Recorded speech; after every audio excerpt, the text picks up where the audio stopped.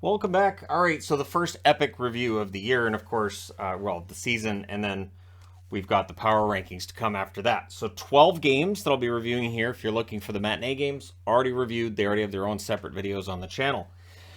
So let's go ahead and jump in with the scare of the night. The Arizona Coyotes looking to play spoiler, I guess.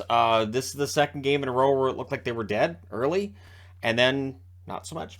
So it was Vejmelka versus Swayman in this one. Gunther, I should say, with his debut. No Nick Schmaltz in the lineup for the Coyotes. The pushing gets started early. These two teams kind of, pushing one another physically, not just like from a hockey sense, but just the pushing after the whistles. Coyotes get an early press, but the Bruins get a power play, becomes a 5-on-3. They score during the 5-on-4. It's Zacha from Foligno and Smith at 4:03. So it was a rebound that goes in for Zacha. Nice goal, opens the scoring. The shots 6 minutes into this game are 5-1 for Boston. Pasternak's driving play, doing a good job too of taking the puck away from Arizona when they have it. And the Coyotes got stuck on one shot for quite some time. Gunther then with a net feed, that's deflected wide. Timmins has a shot, that's held. Riley then has a shot saved as they press. And then Coyle adds a second goal for Boston from Frederick and Greer at 18:24. And that was on a turnover. So it's 2-0 for Boston after one. Nothing to worry about. Second period. Boyd misses high on a net drive. We then had a fight between O'Brien and Frederick. Bruins score, but it's offside. Comes back. The Coyotes get a power play and they score on theirs. So this is one of those. It was going to be 3-0. Now it's 2-1. Clayton Keller from Travis Boyd at 6:21. And most troubling, the shots are 9-1 in favor of Arizona. When that goal goes in, so at 6:30, it's 9-1 are the shots in favor of Arizona. So for Boston, maybe wake up, right? Coyotes get another power play. After that's killed off, Boston gets a power play. That was killed off as well. And then Foligno would score. It's a tip on a point shot by Clifton at 14:03. So Foligno, who cleared waivers less than a week ago, a goal and an assist for him. Bruins press with 3.5 minutes left, but after two periods, the score is 3-1 for Boston. Nothing to worry about, right? Right. All right. So Brown scores from Bukestad and Gunther at 2:58. So Josh Brown against his former teammates gets a goal. Bruins then get a power play. During that, Gostisbehere. Yep, he gets a shorthanded goal at 5:42. It is suddenly tied. The thing is, 6 minutes into this period, the shots are actually 10-4 for the Bruins. So Vejmelka's making heroic saves. The game's now tied. Swayman not looking quite as heroic as Vejmelka. Concern as a Bruins fan? Oh, there was tons. Bruins press at 6.5 minutes. Krejci has a shot held as they press, and eventually they get a goal. It's Forbert from Krejci and Zacha at 9:29.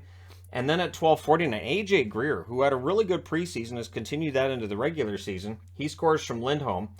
So this forces Arizona to pull the goaltender down by 2 goals. And Greer hits the empty net from Coyle at 17 minutes and 12 seconds. So for Greer, by my count, that's 3 points on the night. Not too shabby.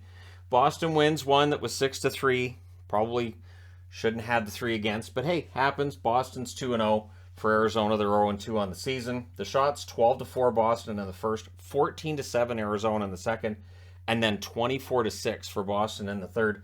The final shots, 43-24 in favor of the Boston Bruins. Both teams go 1 for 3 on the power play. Hits 29-28 for Arizona.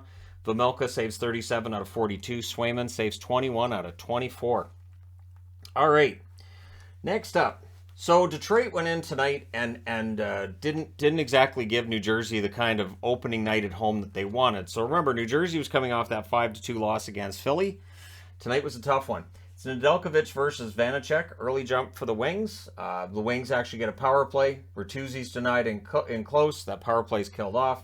But the second shot of the game for New Jersey goes in. It's Hamilton from Bratt at 4:45. So it's 1-0 New Jersey, and they get some momentum from that. Holtz has a rush chance. That's defended by Perron. The shots are 4-2 in favor of Detroit at the halfway mark. Then there's Bratt to Hischier towards the net. Near missed there.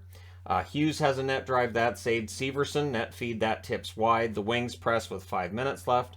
With 4:03 left, the Wings get a power play. There's a shorthanded rush by Mercer. He fires it wide. It's 1-0 New Jersey after 1. Then the second period happened. Hughes denied on a net drive, but then at 1 minute and 30 seconds, Sherratt with a fluttering puck, it goes in. Vanacek just didn't see it. Larkin with the assist there. And then at 4:34, it's Vrana from Raymond and Sherrod at 4:34. Interestingly enough, this is the shift where Bertuzzi exited and Vrana replaced him. And while Bertuzzi didn't come back into the game, Vrana gets the goal that puts him up 2-1. New Jersey does tie it 10 seconds later. It's Miles Wood from Zetterlund and Hamilton. So this is one of those points in the game where it could go either way. And the Wings were turning the puck over a lot at this point as well. Then there's a power play for the Devils. That's killed off. We then had 2 minutes of 4-on-4. New Jersey ends up with a 4-on-3. It's kind of a mess, but everything gets killed off. And then Perron scores to put Detroit back in the lead from Vrana and Mata at 17:02 with 1:53 left. The Devils get a power play.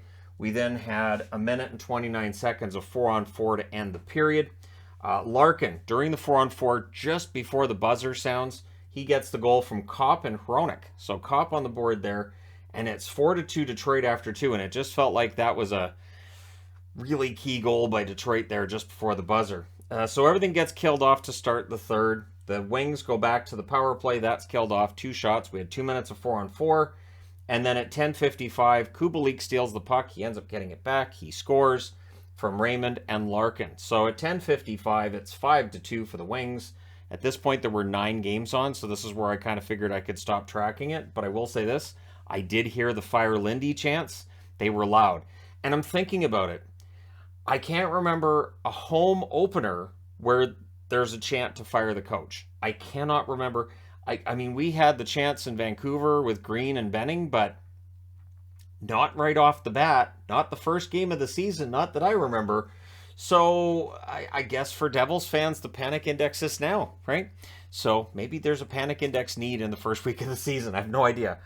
Between Vancouver and a few other teams, including New Jersey, that's there. And the Fire Lindy chants were loud. So we'll see what happens. Detroit goes to 2-0. The perfect season continues. New Jersey 0-2. The imperfect season continues. The shots 9-7 New Jersey in the first, 22-11 New Jersey in the second, 8-4 New Jersey in the third. Oh, and by the way, Nedeljkovic was pretty good. The shots were 39-22 for New Jersey. Power plays, Detroit 0-4, New Jersey 0-3. The hits 23-19 for Detroit. Makes sense since they didn't have the puck very much.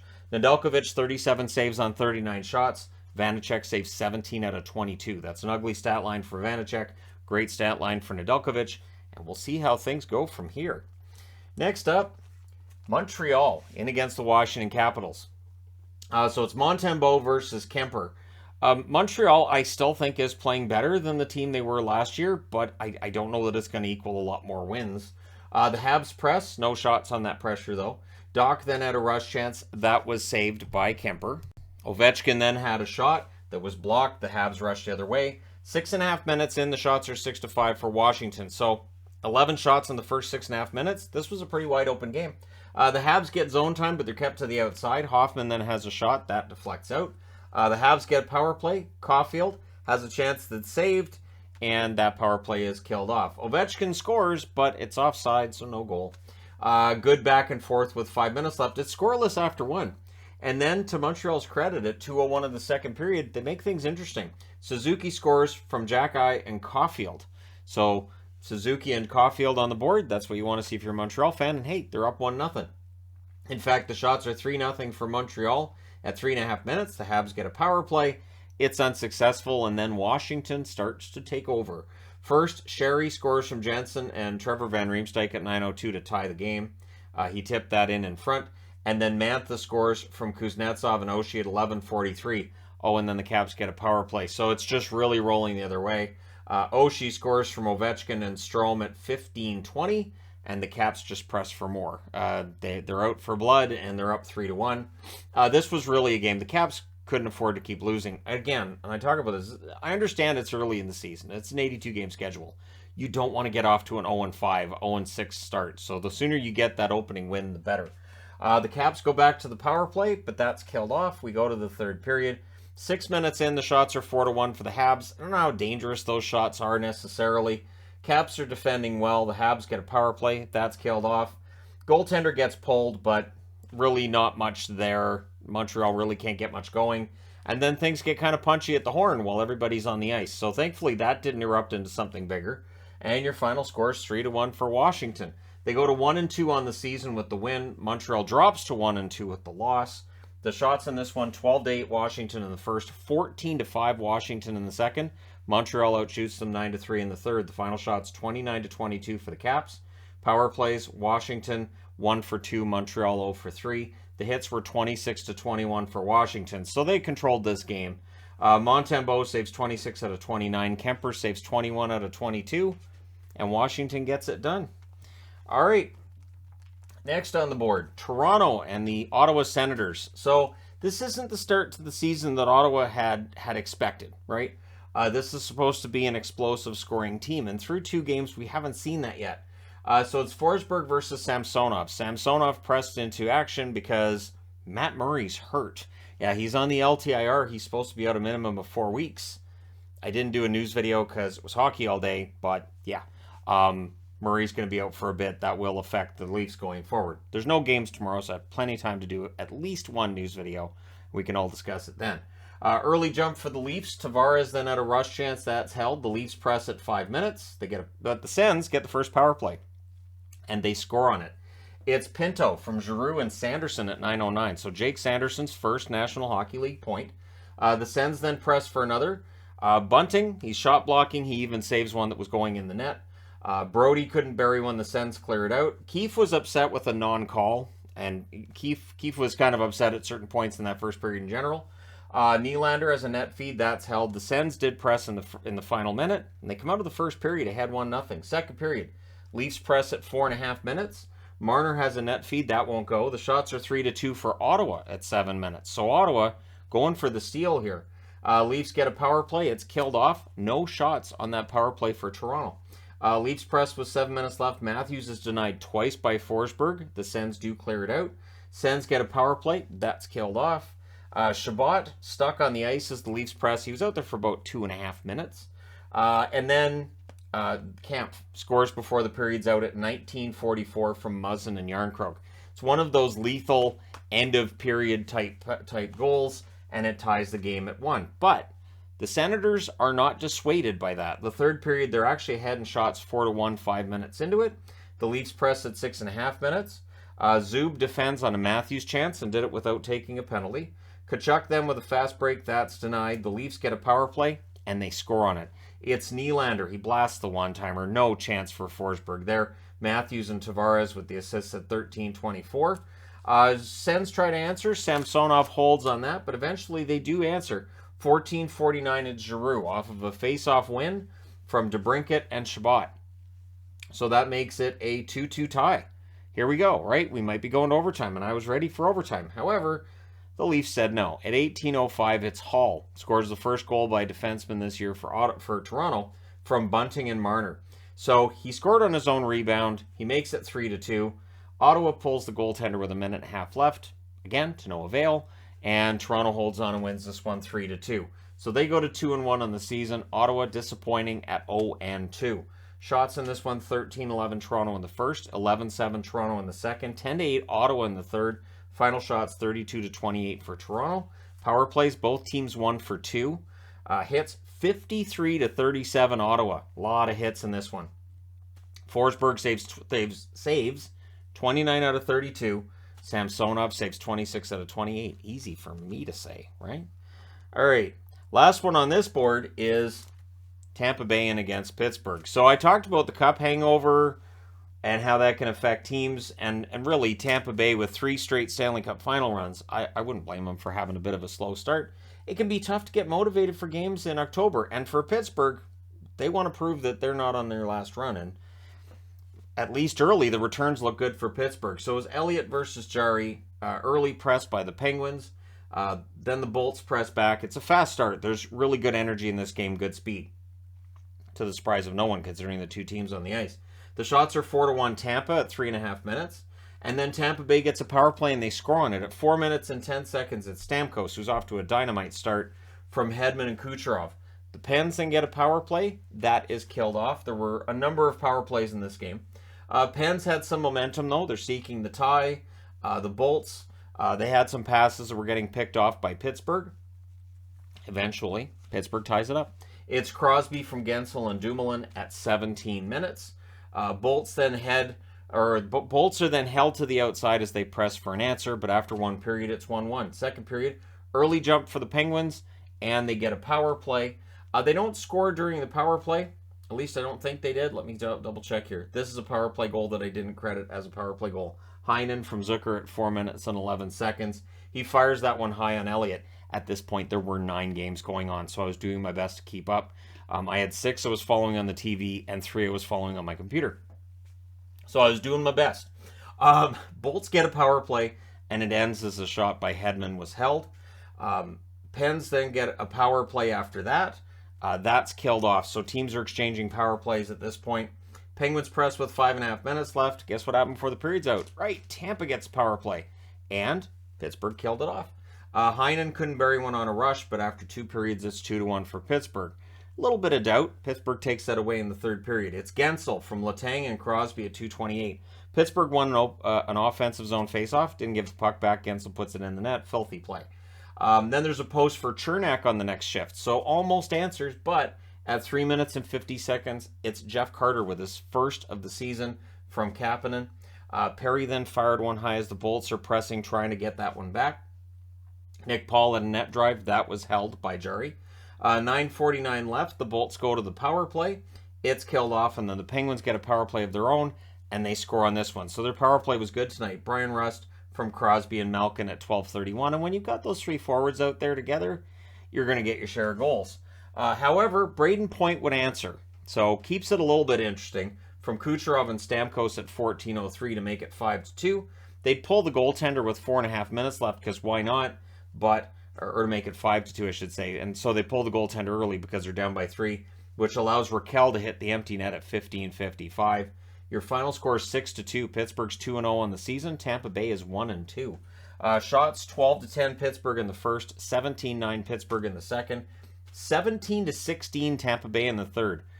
Wild West out there in the third. Final shots 45-36 in favor of Pittsburgh. Power plays, Tampa Bay 1 for 4, Tampa Bay 2 for 4.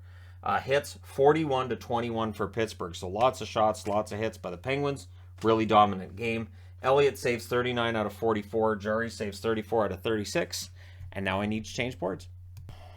All right, so the slaughter of the night up next.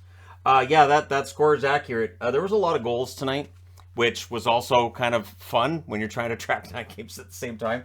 You hear goal horn after goal horn. Anyways, it was Gibson versus Sorokin. One of these goaltenders would not finish the game. Early power play for the Islanders. Dobson has a shot that's held. Good cycle. It's killed off. 3 shots for the Islanders on that power play. The shots are actually 6-1 for the Islanders at 5.5 minutes. The Ducks press, but the Islanders are shot blocking. And then Mayfield. He would score from Leon Beauvillier at 10:34, and he banks it in. They all count. Doesn't matter how they go in. They're all goals just the same. And then at 12:08, Martin scores from Dobson to make it 2-0. Momentum is all Islanders, and both goals were the result of turnovers by the Anaheim Ducks. Can't be serving those up. Islanders keep up the pressure, but the Ducks get a power play. The Islanders do kill that off. There's a press by the Ducks, but the New York Islanders end up getting a power play late. Then in the second period, we had 51 seconds of a 4-on-4 followed by a Ducks power play. Everything gets killed off there. Vetrano has a rush chance that's held, and then Wahlstrom makes it 3-0 from Pajot at 5:34. We would get 2 minutes of 4-on-4 after that. The shots are 7 apiece with 9 minutes left, but the shots being even when the score isn't, not very much consolation for the Ducks at this point. The Islanders press, the fans call a trip, the referee doesn't, but then Mayfield makes them feel better by getting a second goal of the game. It's the first time in his career he's had 2 goals in a game. That one's from Barzal and Parisi. It's 12:55, blasted on a rush. And then at 14:27, Beauvillier makes it 5-0 from Pulock and Lee. It's a rush goal, and the defense on this was awful. Like, really, they just left their goaltender hung out to dry on that one. And then the Islanders press for another. So after 2 periods, it's 5-0. Early in the third, the 0 disappears. Troy Terry scores at 1:29 to make it 5-1. The Ducks did have 3 of the first 4 shots. Then there's a power play for Anaheim, becomes a 5-on-3. Doesn't matter. The Islanders kill that off. The shots are 6-3 for the Ducks with 9.5 minutes left. So really, it was locked down by the Islanders here. The Islanders, though, they get a power play. There's a post for Nelson, and then Salo. He gets the power play goal from Barzal and Lee at 13:03. So Barzal with a couple of helpers. And then the Islanders go back to the power play. That one's killed off. Interestingly enough, they could have called 2 penalties on that play to the Anaheim Ducks. Absolutely could have. Salo would score another at 19 minutes from Wallstrom and Nelson. So before the game's over, Salo with 2 goals to go along with Mayfield with 2 goals. Good night for the blue line for the Islanders. Good night for the Islanders. They win 7-1. They even the record at 1-1. For the Ducks, they're 1-1. Can't feel like they're 1-1 with a record like this though, or with a shot with a score like this. The shots are 14-6 Islanders in the first, 13-9 Islanders in the second, 11-8 Islanders in the third. Final shots 38-23 for the Islanders. Power plays, both teams 0 for 4. The hits 18-14 for the Islanders. Gibson saved 22 out of 27. Stolarz saves 9 out of 11. Sorokin saved 22 out of 23. He wasn't busy, but he was good. So for Sorokin, it's just one of those really tidy nights in an Islanders net. Next up, Columbus and St. Louis. St. Louis Blues, the last of the 32 teams to finally get their season started. It was Merzlikins versus Binnington. Of course, Merzlikins having fought a bit of a flu bug there. Well, tonight doesn't turn out to be a great night for Merzlikins, but it's nice to see him back in the net. Columbus gets the first shot. That's held on to. The Blues press at 4.5 minutes. There was not a lot of shots in that first period, though. There wasn't a whole lot to write about. There's a near miss for Mikkola, so that's not a shot on net. The Blues get a power play, and they score on it. It's Buchnevich from Krug at 5:05. Columbus presses at 7.5 minutes. Kent Johnson's denied. The Blues clear it out. The Blues just not allowing many shots. The shots were 4 apiece with 5 minutes left. Blues wouldn't get a shot in those final 5 minutes of the period. Parayko couldn't bury one as the clock runs out. So, yeah, it didn't even count as a shot on net. But it's 1-0 St. Louis after 1, despite only having 4 shots. Second period, early, Tarasenko at 1:04 scores from Falk and Thomas. And it was a rush goal after a couple of really nice saves by Binnington. Columbus presses to answer, and they do. It's Nyquist from Gaudreau at 2:21. And then 18 seconds after that, Sean Corrali gives Columbus the lead from Robinson at 2:39. Blues, though, they get a power play. Tarasenko's denied. That's killed off. Columbus then gets a power play. That's killed off.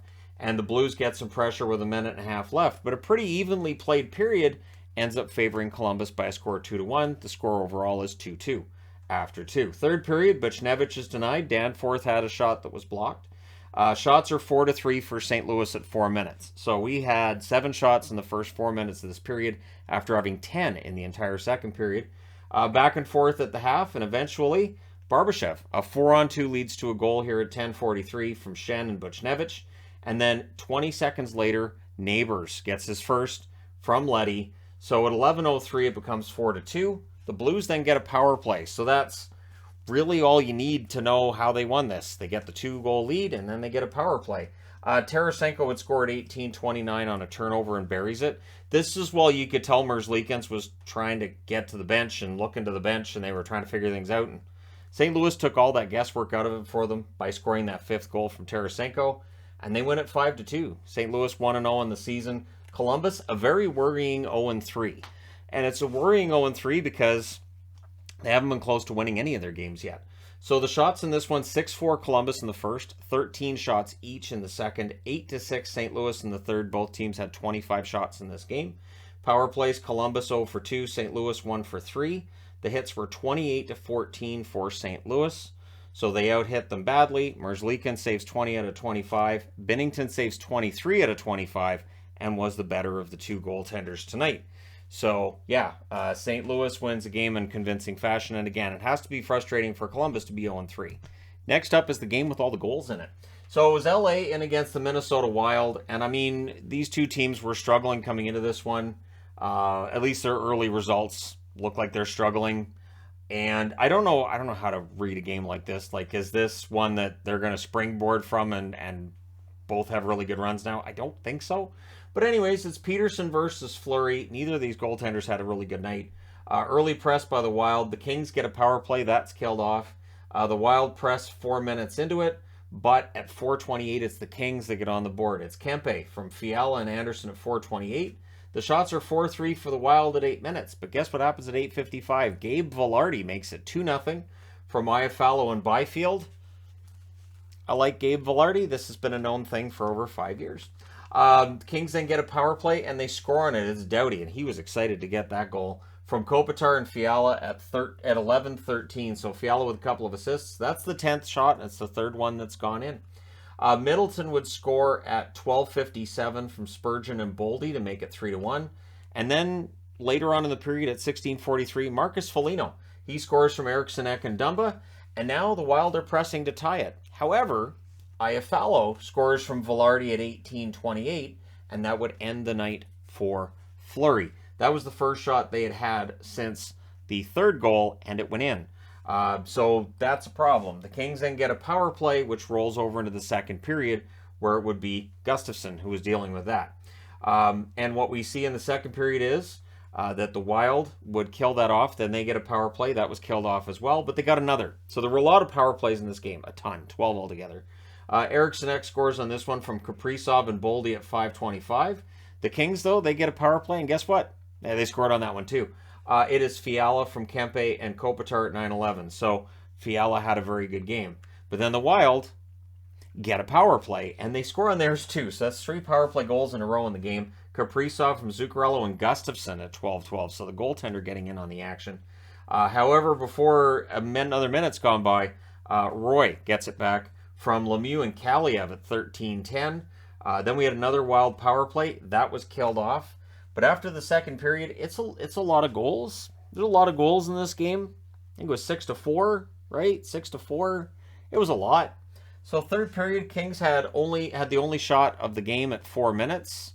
So the game settled down, not for long. The Wild will get a power play, and they score on it.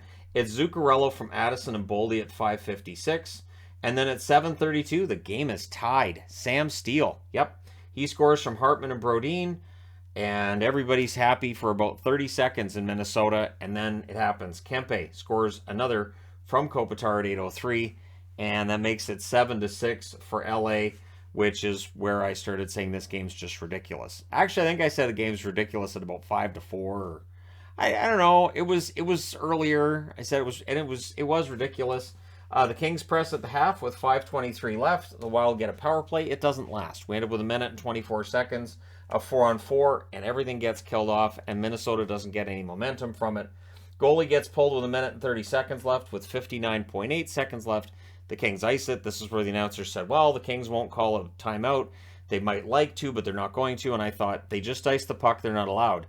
You can't call a timeout if your team iced the puck. It's not allowed to be done. So even if you want to, even if you're like, I really need to get my guys some breathing here, they're all out of breath. They need to get it together. You can't. If your team ices the puck, you got to wait until the next stoppage. That's not an icing. Eriksson Ek's denied with 6 seconds left. So even though Kings are kind of holding on here, they do hold on. They win at 7-6. They go to 1-2 on the season. Minnesota 0-2. But we'll get into the troubling part in a minute here. The shots were 14-12 LA in the first, 13-9 LA in the second, 14-7 Minnesota in the third. Final shots 35-34. For Minnesota, power plays, LA 2-for-6, Minnesota 3-for-6. So Minnesota's power play is hot right now. Hits 20-5 for Minnesota, so LA not very physical tonight. Peterson saves 29 out of 35, did not have a good night.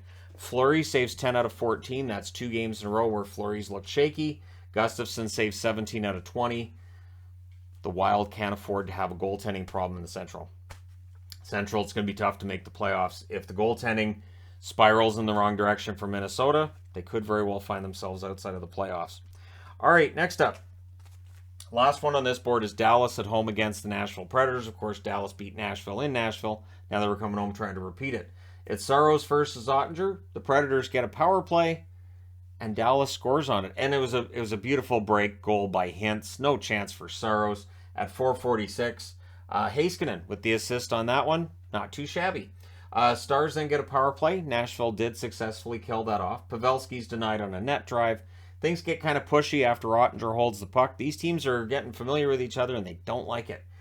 Stars had a 3-on-2. That sets up a press. However, it's only 1-0 after 1. Second period, early. 39 seconds in. Hintz gets a goal, his second of the game from Pavelski and Robertson. It deflects in off a Predators defender. I think it was Ekholm that it went in off of. But yeah, that makes it 2-0 for Dallas, and they all count just the same. So if it goes in of somebody else, it still hits his goal. So the Stars press at 2 minutes. The Predators get a power play. That was killed off by the Dallas Stars. Shots are 4-1 in favor of Nashville at 6 minutes, but the one shot Dallas has gone in the net. We get 2 minutes of 4-on-4 during that at 7:48. Heiskanen scores from Robertson. So Robertson back in the lineup, couple of helpers. He would score later on as well. Stars get a power play. That was unsuccessful. Then Nashville gets a power play. We have 35 seconds of 4-on-4. Colin Miller with a trip. Nashville ends up with a power play where Niederreiter scores from Granlund and Yossi at 18:20. So for Nashville, that was an important goal. Makes it 3-1. Keeps Niederreiter red hot, right? I think that's his fourth goal already in 4 games. So go to the third period. Early press by Nashville. They're not giving up. Ben misses wide on a rush. Both teams are throwing hits at this point. Again, they don't like each other. Robertson at 3:13 then kind of takes the tension out of it from Hintz and Pavelski. So that line again is just fantastic.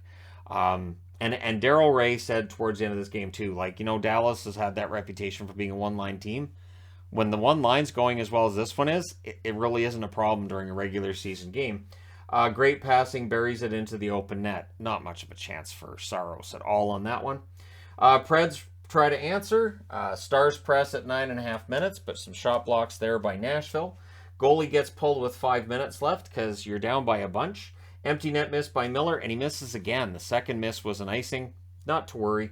Marchment gets the empty net goal for his third goal as the Dallas Star at 18:47, and Dallas wins this one 5-1. They go to 2-0 on the season. Nashville's now 2-2. They beat San Jose twice. They lost to Dallas twice. We'll see when they play a team that's not San Jose or Dallas where they're at.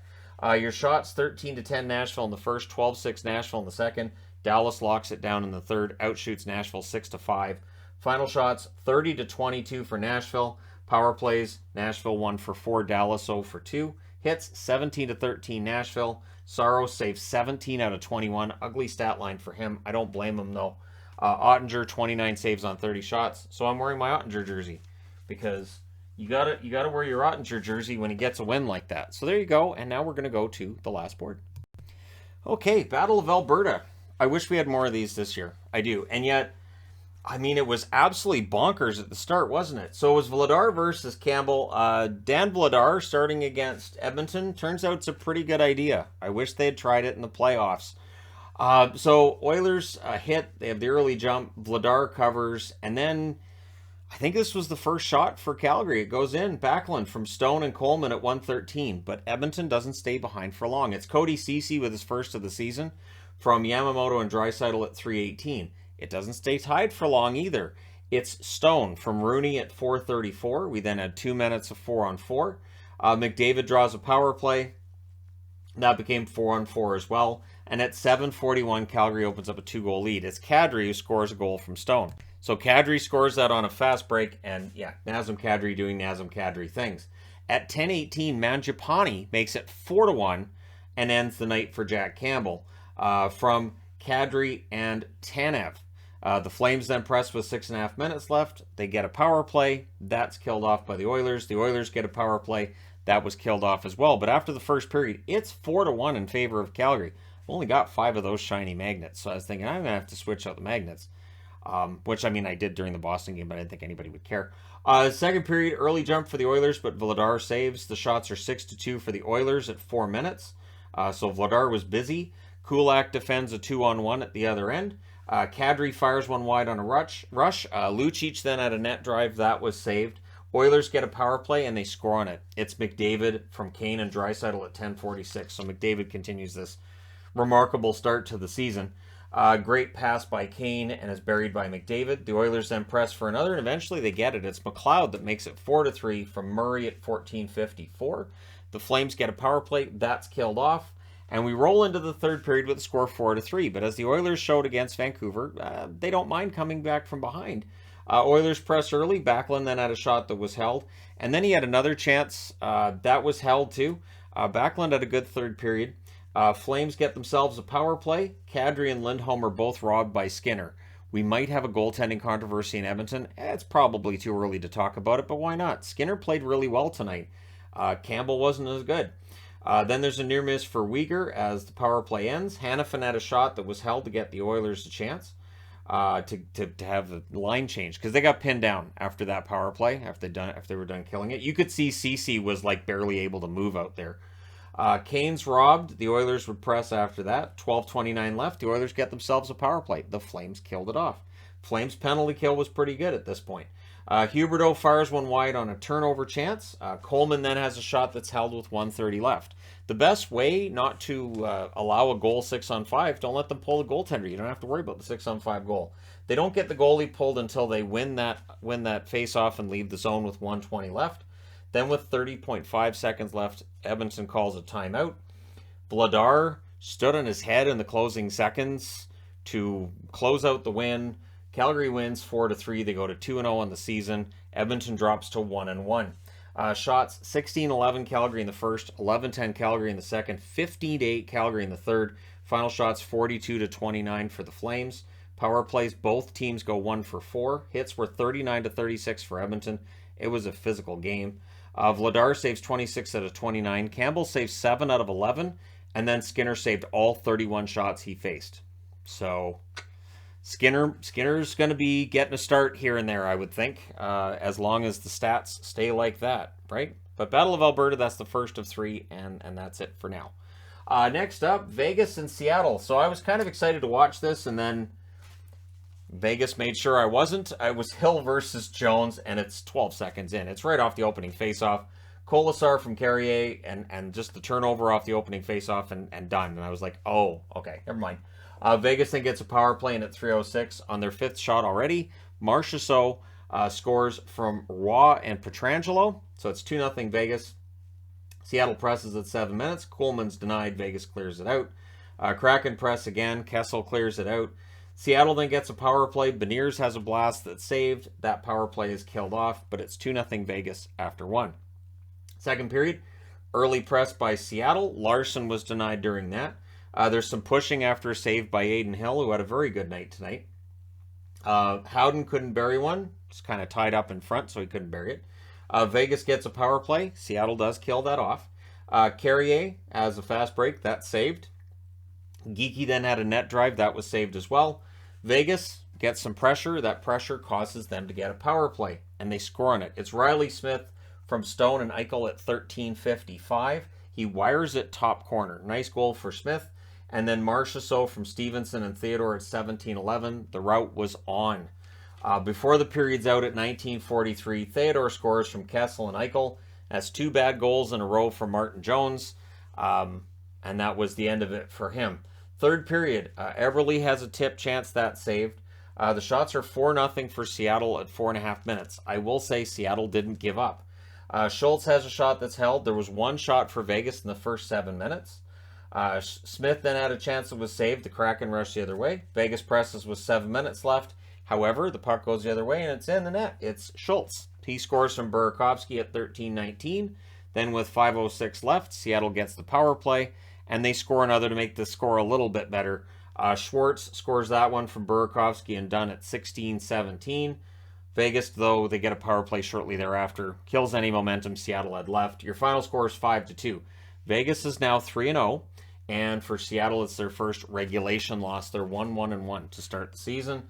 So tonight's game is a learning experience for Seattle, I guess. Final shots, 11-9 in the first for Seattle, 15-11 Vegas in the second, 11-6 Seattle in the third, so at least they outshot them 33-30.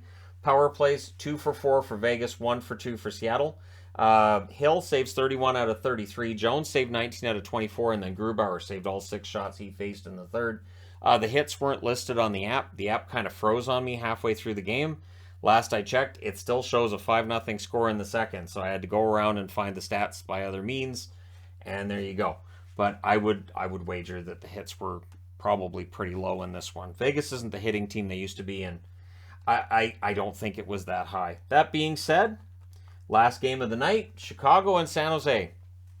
I don't expect very many people to watch this part of the review. I could probably sing a really rip-roaring Oktoberfest kind of song rather than read this part of the board, and I don't know if people would even notice. Mrazek in the net versus Kakkonen tonight. Mrazek got a good game. Doug Wilson's ceremony before the game went on for a bit, went on for about 10 minutes, but still nice, and they had the patches for Doug Wilson, so it was nice. The Hawks had the only shot 3 minutes in. They get a power play as well. That was killed off by San Jose. Carlson has a net feed, near miss there. The shots are 5-0 for Chicago at 9 minutes. This was a game of momentum swings. At 13:58, Nico Sturm scores from Carlson and Ferraro, and it was a better second half for the Sharks.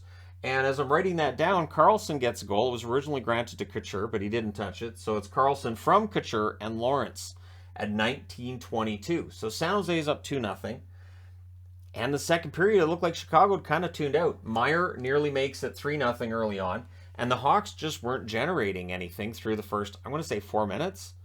But then they press at 4.5. Kane had a chance that was held. Then there's a power play for the Sharks. That's killed off. And then, hey, Jonathan Taves puts Chicago on the board from Tyler Johnson and Taylor Radish at 7:21.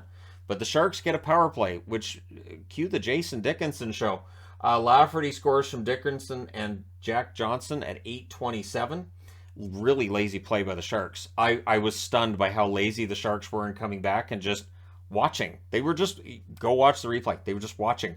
And then Bonino has a shot that's blocked. However, Chicago takes another penalty. So now you've got the power play. What are you going to do? Well, you're going to allow another shorthanded goal if you're San Jose. And it's Lafferty from Dickinson and Seth Jones this time at 10:35. Now, here's a radical idea. The Canucks special teams have been terrible to start the season. Why don't they go get Jason Dickinson? This guy's a pretty good penalty killer. Then there's a shorthand, and it was a shorthanded 2-on-1 too. It was just lazy play by the Sharks. Can't be doing that. I know it's early in the season. I know the expectations are low for San Jose, but man, they couldn't clear the bar. The Hawks finished the kill. There's San Jose fans nodding right now, but it's 3-2 for the Hawks after 2 periods. I was absolutely stunned by what I was seeing. Again, even though San Jose is not a very good team, not expecting much from them. That was something. So we get 2 minutes of 4-on-4 to start because they had a little bit of a kerfuffle at the end of the second period. Good back and forth 3 minutes in, and then Radish. Yeah, he gets a goal to go with the assist from Tyler Johnson at 5:08. So if your last name's Johnson, not Reese, not you, then you had a game with some points. If you're Reese Johnson, you got to wait. Eventually, Chicago's going to have an entire team of guys named Johnson, right? Svechnikov fanned on a net drive, which kind of summed up how things were going for San Jose at that point. And then a rush chance, and who scores? Dickinson. Yeah, Dickinson scores from Kurashev and Lafferty at 9:37. Wasn't tonight his debut with the Hawks? So he gets a goal and 2 assists. They're up 5-2. He just didn't fit in Vancouver. It just was a miserable experience for him with Vancouver. He was a good player for Dallas. I know he's a good player. And a game like tonight, I'm like, good. He's back to being Jason Dickinson. Sharks were visibly frustrated at this point. Their bench, you could see there was some upset. Matt Nieto looked ticked off. This is a team that is downright angry. The Hawks win this one 5-2. They're 1-2 on the season. San Jose's 0-4. This is spiraling badly for San Jose. The shots, 9-8 San Jose in the first, 11-9 San Jose in the second, 8-6 Chicago in the third. This is in San Jose, and Chicago was the better team in the third. Final shots, 26-25 for the Sharks. Power plays, Chicago 0-2, San Jose 0-3, and allowed 2 shorthanded goals. At least Vancouver spread out their 2 shorthanded goals against over 2 games and didn't get them out in the same game. Hits were 21-16 for Chicago. Mrazek saves 24-26. He was good. Kakkonen, 20 saves on 25 shots. Not so much. But for San Jose, yeah, this was a team that definitely was expected to be better, according to general manager and management in general for the San Jose Sharks, but it hasn't happened that way. And again, these starts to the season, you can look and go, well, there's still 78 games left. Yeah, but this is a team that's frustrated. They're down on their luck. Their confidence seems to be really shaken.